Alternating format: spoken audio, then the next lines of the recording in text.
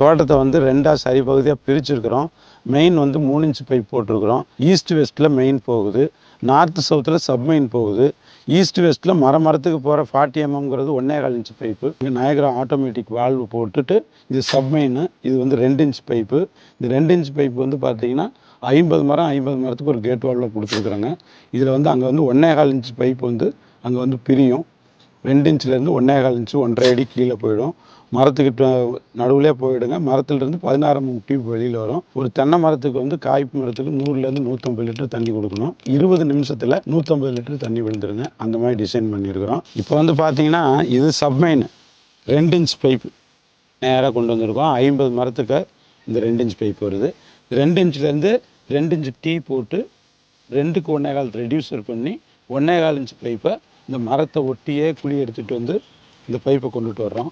இந்த இடத்துல ஒரு ஹோல்ஸ் போட்டு ஸ்டார்ட் போட்டு வாசர் போட்டு இந்த டியூப்பை வந்து போட்டுருவோம். இந்த வட்டைப்பாத்தி இந்த எடுத்தாங்கன்னா வட்டைப்பாத்திக்குள்ளேயே இந்த டியூப் வந்துடும். நீங்கள் உழவு ஓட்டுறது வட்டைப்பாத்தியை விட்டுட்டு தான் உழவு ஓட்டுவீங்க. இந்த வட்டைப்பாத்திக்குள்ளே இந்த டியூப் நின்றுக்கும். இதனுடைய பலன் என்னென்னா தேங்காய் உழுந்ததுனாலும் மடங்கி வளைஞ்சிட்டு திருப்பி நார்மல் ஸ்டேஜுக்கு வந்துடும். இது flexible tube LLDP low density polyethylene. இந்த டியூப்பை போட்டு மரத்தினுடைய வேருக்கே கொடுத்துட்றோம். இந்த 1.25 இன்ச் பைப்பு வந்துகிட்டே இருக்குது. இது கடைசியில் பார்த்தீங்கன்னா ஒரு எண்ட் கேப் போட்டோம். இந்த எண்டு கேப்பு பக்கத்துலேயே ஹோல்ஸ் போட்டிருக்கறனால இந்த இடத்துல இருக்கிற டஸ்ட்டு ஃபில்டருக்கு போட்டிருக்கறனால வராது. இன்கேஸ் இருந்தாலும் இது வழியாக வெளியில் வந்துடும். இதை மேலே தூக்கி எல்போ போடணும்னு அவசியம் இல்லை. உழவு ஓட்டும் போது அப்படி போட்டால் பைப்பு உடஞ்சிரும். அப்படிங்கிறதுனால இந்த மாதிரி டிசைன் பண்ணி போட்டிருக்கோம். இது முழுக்க பூமிக்குள்ளே இருக்கிறதுனால கம்பல்சரியாக இந்த இடத்துல தான் மரத்துக்கு தண்ணி விழுந்தே தீரும்.